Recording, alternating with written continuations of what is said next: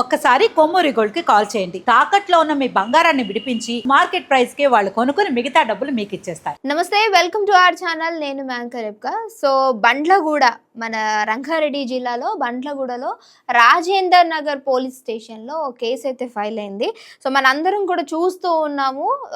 చాలా వరకు చిన్న పిల్లల విషయంలో డాక్టర్స్ చాలా కేర్ తీసుకుంటూ ఉంటారు. వాళ్ళ విషయంలో ఏ డాక్టర్ అయినా కానీ డెఫినెట్గా ఆచితూచి ఖచ్చితంగా 1-2 సార్లు చెక్ చేసిన తర్వాతనే మెడికేషన్ అనేది ఇస్తూ ఉంటారు. బట్ ఇక్కడ డాక్టర్ది ఏమన్నా తప్పుందా? లేదు అని అంటే అక్కడ చూసేటువంటి వార్డులో ఉండే నర్సులు ఏదైనా తప్పు చేశారా తెలియదు, కానీ వీరి నిర్లక్ష్యానికి వెల ఎంతో తెలుసా? ఓ చిన్న బేబీ, అంటే 6 మంత్స్ బేబీని ఆ తల్లిదండ్రులు కోల్పోయారు. అసలు ఏం జరిగింది అనేది చూసే లోపే అసలు ఇలా తీసుకొని వెళ్ళి ఫీవర్ ఉంది అని చెప్పేసి ఆ బేబీని ఎవరైతే ఉన్నారో హాస్పిటల్ తీసుకొని వెళ్ళి చెకప్ చేసిన తర్వాత డాక్టర్ మెడికేషన్ ఇచ్చిన తర్వాత కళ్ళు మూసి కళ్ళు తెరిచేలోపు ఆ బేబీ యొక్క ప్రాణం అనేది పోయింది. దీన్ని ఎవరు అంటే ఇప్పుడు డాక్టర్ని తప్పంటామా, నర్సుని తప్పంటామా, లేదు అని అంటే ఇచ్చిన మెడికేషన్ని తప్పంటామా, లేదంటే ఆ హాస్పిటల్ తీసుకెళ్ళినటువంటి తల్లిదండ్రులు తప్పంటామా? 6 నెలలు పసిగందుని నిజంగా ఈరోజు లోకంలోనే లేకుండా చేశారు. ది ఓన్లీ ఇక్కడ మిస్టేక్ ఎవరిది అని అంటే డాక్టర్స్దే. ఎందుకనంటే ఏదైనా హాస్పిటల్కి మనం వెళ్ళినప్పుడు ఖచ్చితంగా చిన్నపిల్లల డాక్టర్ని 1-2 సార్లు 10 సార్లు అడుగుతారు. ఈ సిరప్ వేయొచ్చా, ఈ మెడిసిన్ కరెక్టేనా, ఇది వాడొచ్చా, ఎన్నిసార్లు వాడాలి, ఒక్కసారి సిరప్ ఓపెన్ చేసిన తర్వాత ఆ మూత తీసిన తర్వాత ఎన్నిసార్లు తాగిపించాలి, ఎందుకు అన్నిసార్లు అడుగుతారు అని అంటే నార్మల్గా మనకేదైనా ఫీవర్ వచ్చినా లేదంటే ప్లేట్లెట్స్ ఏమైనా తగ్గిపోయినా డెఫినెట్గా డాక్టర్ మన దగ్గరకు వచ్చి అమ్మ కొంచెం మంచిగా తినండి, బలంగా తింటేనే ఈ మెడికేషన్కి మీ బాడీ తట్టుకోగలదు, సో తొందరగా రికవరీ అవ్వగలరు అని చెప్పేసి డాక్టర్ చెప్తారు. కానీ చిన్నపిల్లలకి వెళ్ళి నువ్వు తినమ్మా, నువ్వు ఇది చెయ్యి, నువ్వు తొందరగా నీ మెడికేషన్ నీ బాడీకి పడుతుంది అని చెప్పేసి చిన్నపిల్లలు చెప్తే వాళ్ళకి అర్థమవుతుందా?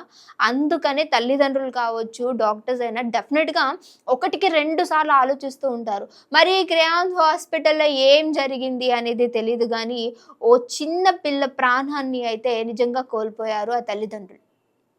ఫీవర్ వచ్చింది అని చెప్పేసి హాస్పిటల్ తీసుకొని వెళ్తే మెడికేషన్ అంతా చూసి చెకప్స్ చేసిన తర్వాత బాబుకి కొంచెం ఎక్కువ ఫీవర్ ఉంది, సో మీరు తీసుకొని వెళ్ళి వార్డులో అడ్మిట్ చేయండి అని చెప్పి వార్డ్కి తీసుకొని వెళ్ళిన తర్వాత ఏదైతే మెడికేషన్ డాక్టర్ రాసిచ్చారో అది అక్కడ ఉన్నటువంటి స్టాఫ్ ఏ విధంగా ఇచ్చిందో తెలీదు, కానీ మెడికేషన్ ఇచ్చిన కొద్ది నిమిషాలకే ఆ బేబీ యొక్క ప్రాణం అనేది పోయింది. సో ఇప్పుడు తల్లిదండ్రులు అండ్ అలాగే కుటుంబ సభ్యులు అందరూ కూడా ఆరోపిస్తున్నటువంటి సంఘటన ఏంటి అని అంటే అక్కడ ఏదైతే ఎక్స్పైరీ డేట్ అయిపోయిందో ఆ మెడిసిన్నే మా బాబుకి ఇచ్చారు, ఏదైతే బేబీ ఉన్నారో ఆ బేబీకి ఇచ్చారు కాబట్టి బేబీ చనిపోయింది అని. డెఫినెట్గా హాస్పిటల్ యొక్క నిర్లక్ష్యమే అని చెప్పొచ్చు దీన్ని. సో ఎవరిని బ్లేమ్ చేయడానికి కాదు, నిజాలు తెలియాల్సి ఉంది. కేసు ఫైల్ అయ్యింది అండ్ దర్యాప్తు కూడా జరుగుతూ ఉంది. ఆ బేబీని కూడా అటాప్సీ రిపోర్ట్ వచ్చే ఒక అవకాశం ఉంది. నిమ్స్ హాస్పిటల్కి అయితే అటాప్సీ రిపోర్ట్ రావాలి, అక్కడికి పోస్ట్మార్టం నిమిత్తం ఆ బేబీని అయితే అక్కడ పంపించారు. అటాప్సీ రిపోర్ట్ వచ్చిన తర్వాత తెలుస్తుంది అసలు ఎవరిది మిస్టేక్ ఇక్కడ అని. బట్ ఒకటైతే చెప్పగలం ఏంటి అని అంటే మెడిసిన్ తీసుకోగానే అప్పటి వరకు బాగానే ఉన్నటువంటి ఆ బేబీ ఏదైతే మెడిసిన్ ఇవ్వంగానే కొన్ని నిమిషాల ప్రాణాలు కోల్పోయానంటే వాళ్ళు చూసారు కాబట్టే ఆ బేబీని నిర్లక్ష్యంగా ట్రీట్ చేశారు. ఏదైతే ఎక్కించకూడని మెడిసిన్ ఉందో ఆ మెడిసిన్ ఇంజెక్ట్ చేయటం వల్ల లోపలికి ఈరోజు మా బేబీ ప్రాణాలతో లేకుండా అయిపోయిందని చెప్పి ఆ తల్లి ఎంత ఏడుస్తున్నారు అని అంటే నిజంగా ఎవరం కూడా తీసుకొచ్చి ఇవ్వలేం. 9 నెలలు కడుపులో మోసి బయటకు వచ్చిన తర్వాత ఎంత ఆనందపడతారో అలాంటిది చిన్నగా ఫీవర్ వచ్చిందని చెప్పి హాస్పిటల్కి చిన్న క్లినిక్స్కి ఎందుకు పెద్ద హాస్పిటల్ తీసుకెళ్దామని చెప్పేసి కొంచెం కార్పొరేట్ హాస్పిటల్కి తీసుకొని వచ్చి డబ్బులు ఎక్కువైనా సరే పిల్లల్ని బ్రతికించుకోవాలనో లేదు అంటే వాళ్ళు బాగుపడతారో తొందరగా క్యూర్ అవుతుందో మంచి మెడిసిన్ దొరుకుతుందని చెప్పేసి తీసుకొస్తే ఈరోజు కార్పొరేట్ హాస్పిటల్ ఒక్క హాస్పిటల్ అని చెప్పట్లేదు, చాలా హాస్పిటల్స్లో కూడా వినిపిస్తున్నది ఏంటనంటే చనిపోయిన తర్వాత కూడా ఆ డెడ్ బాడీకి ట్రీట్మెంట్ చేస్తూ కూడా ఇంత ఖర్చు ఖర్చు అవుతుంది అంత ఖర్చు అవుతుంది అని చెప్పి బిల్లులు వేస్తున్నారే కానీ నిజాలు చెప్పకుండా ఏ మెడికేషన్ ఇస్తున్నారు, అసలు ఎందుకు ప్రాణాలు కోల్పోతున్నారు అనేది కూడా తెలియకుండా ఒకవేళ నిజంగా ఏదన్నా జరుగుంటే ఆ బేబీలోనో లేదంటే ఆ పర్సన్లోనో ఏదైనా మిస్టేక్ ఉంటే డెఫినెట్గా వెంటనే వచ్చి వాళ్ళ యొక్క అటెండర్స్ ఎవరైతే ఉంటాడో ఆ అటెండర్కి చెప్పేస్తే అయిపోతుంది. మీరు దాచుకొని అంటే డబ్బులు రావనా, అమ్మ వచ్చారు ఇప్పుడు ట్రీట్మెంట్ చేసింది కూడా ఏముండదు అక్కడ. ఇలాంటివి జరుగుతూ ఉన్నప్పుడు సరే పెద్దవాళ్ళంటే ఓకే, చిన్న పిల్లలు వీళ్ళ ప్రాణాలతో కూడా చెలగాటలాడుతున్నారు. ఇచ్చే మెడికేషన్లో ఎంత జాగ్రత్తగా ఉండాలి. 1కి 2 సార్లు చూస్తే ఏమవుతుంది, మీ జాబే అది. సో ఇప్పుడు ఎవరైతే దేవుడు తర్వాత దేవుడు అని చెప్పేదే డాక్టర్ని. ఎందుకనంటే ఒక బాడీలో ఒక పార్ట్ని కోసి బయటకి తీసి మళ్ళీ రీప్లేస్ చేసి స్టిచ్ చేస్తున్నా ఆ మనిషి లేసి ప్రాణాలతో ఉంటున్నాడంటే this is the only reason డెఫినెట్గా డాక్టర్ అని చెప్తారు. అలాంటి డాక్టర్ పదవికే వాల్యూ లేకుండా చేస్తూ ఉన్నారు. ఎన్ని కేసెస్ చూస్తూ ఉన్నాము. చిన్నపిల్లల ప్రాణాలతోనా? ఓ మెడికేషన్ ఇస్తున్నారన్నప్పుడు చూసుకోవాల్సిన పని లేదా? ఈ ఎక్స్పైరీ డేట్ అయిపోయిందా లేదా, ఇంజెక్షన్ ఇవ్వచ్చా లేదా, ఈ మెడిసిన్ వెయ్యొచ్చా లేదా అని చూసుకోకుండా పని చేస్తున్నారు. దేనికి? వెళ్ళి రీల్స్ చూసుకోవడానికా హాస్పిటల్లో, లేదంటే ఇంకేమన్నా చేసుకోనికా? ఏం చేస్తున్నారో తెలీదు. ఇప్పుడు పిల్లోడి ప్రాణం పోయింది, మీరు తీసుకొచ్చిస్తారా ఆ తల్లిదండ్రులకి? అంత పెద్ద మేనేజ్మెంట్ పెట్టుకున్నారు, అంతమంది నర్సుని పెట్టుకుంటారు, అంతమంది స్టాఫ్స్ని పెట్టుకుంటారు, అంతమంది డాక్టర్స్ని పెట్టుకుంటారు, డ్యూటీ నర్సులు అంటారు, నైట్ షిఫ్ట్స్ అంటారు. అంతమంది ఉన్న తర్వాత కూడా ఇంత నిర్లక్ష్యం అని అంటే హాస్పిటల్ మొత్తం కూడా ధ్వంసం చేశారు వాళ్ళ ఫ్యామిలీ మెంబర్స్. చేసినప్పటికీ ఆ బాబు తిరిగి వస్తాడా?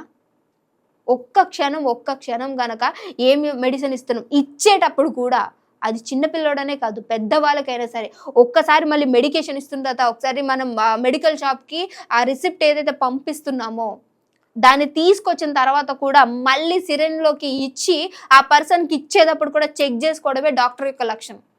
అలా గనక లేదు అని అంటే నిజంగా ఎంతమంది ప్రాణాలు పోయే అవకాశాలు ఉన్నాయి.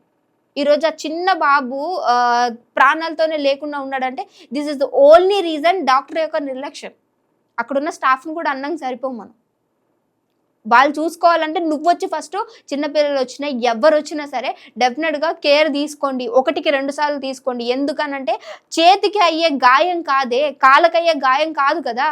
సరే ఏదన్నా ఆయింట్మెంట్ రాస్తే తగ్గిపోతుంది అనుకోవడానికి లోపలికి ఒక మెడిసిన్ పంపిస్తున్నావు అని అంటే అది బాడీలో ఉండేటువంటి వైరస్ని చంపే విధంగా ఉండాలి కానీ ఇంకా ఎఫెక్ట్ ఇచ్చి మనిషిని చంపే విధంగా ఉంటుందంటే ఆ మెడికేషన్ మీరు ఇచ్చి దేనికి ఫాయిదా? చెప్పుకోవడానికి ఉంటుందా? అయ్యో నాకు నొప్పి వస్తుంది, లేకపోతే నాకు కాళ్ళు నొప్పి వస్తుంది, మా మాటలు వచ్చే వాళ్ళకి ఇస్తేనేమో అది ఇస్తున్నప్పుడు మంటగా అనిపిస్తుంది మెడికేషన్, నొప్పి వస్తుంది, సో లేదంటే సిరైన్ ఎక్కిస్తున్నప్పుడు కొంచెం వాపు వస్తుంది అంటే ఇమ్మీడియట్గా రియాక్ట్ అయ్యి మీకు చెప్తే తీస్తారు. కానీ చిన్నపిల్లలు అలా కాదు కదా. మీరు కదా దగ్గరుండి చూసుకోవాలి ఏమి ఇవ్వాలి ఏమి ఇవ్వకూడదు అని. ఒక ఎలిగేషన్ వేశారు అని అంటే నిజంగానే అక్కడ ఒక జరిగింది కదా అంటారు కదా, నిప్పులేందే పొగ రాదు అని. అక్కడ క్లియర్ క్రిస్టల్గా కనిపిస్తుంది ఒక బాబు యొక్క ప్రాణం మీ హాస్పిటల్లో పోవడం, అది కూడా మీరు ఇచ్చినటువంటి మెడికేషన్ విఫలం అవ్వడం వల్ల. మరి వాళ్ళకి ఏం సమాధానం చెప్తారు అనేది మీ హాస్పిటల్ యొక్క మేనేజ్మెంటే డెఫినెట్గా వాళ్ళకి ఆన్సర్ ఇవ్వాల్సిన పరిస్థితి. మరి వాళ్ళకి వాళ్ళ బాబుని తీసుకొచ్చి ఇస్తారో లేదంటే మీరు చేస్తున్న ఈ అఘాయిత్యాలు ఏవైతే మెడికేషన్ ఉన్న తర్వాత కూడా మరి డబ్బులకి కకృతపడి ఒక మనిషి ప్రాణాలు తీసేంత ఇదిలో ఉన్నారు అని అంటే ఇక మన హాస్పిటల్స్కి వెళ్ళాలంటే కూడా ఇంట్లోనే ట్రీట్మెంట్ చేసుకుని పోయింది మన ఇంట్లో మనోళ్ళ చేతిలోనే ప్రాణాలు పోయినాయి అనే రోజులు వచ్చేలాగా ఉన్నాయి. సో మీ విషయం చూసిన తర్వాత మీకు ఏమనిపిస్తుందని మస్ట్ అండ్ షుడ్గా మాకు కామెంట్ చేయడం మర్చిపోకండి. డెఫినెట్గా దీనిపైన చర్యలు మాత్రం ఖచ్చితంగా తీసుకోవాలి. ఎందుకంటే ఆ చిన్న బాబు యొక్క ప్రాణాలు ఎవరి సొత్తు కాదు, వాళ్ళ పేరెంట్స్కి మీరు ఖచ్చితంగా ఆన్సర్ చేయాలి.